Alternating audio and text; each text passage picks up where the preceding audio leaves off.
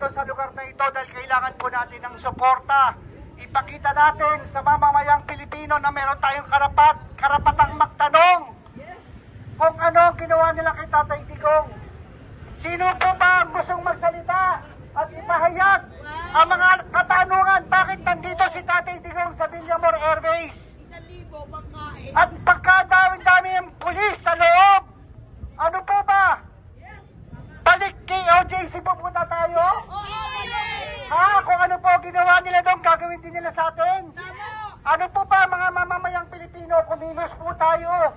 Ipahayag natin, ano ba ang nangyayari sa bansang Pilipinas? Wala na tayong batas!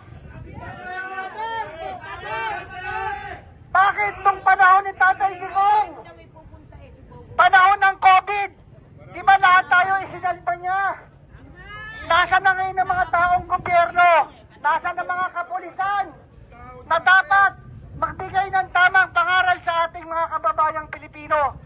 Pero mga kapulisan, ano po ba ang ginagawa ninyo kay Tatay Digong?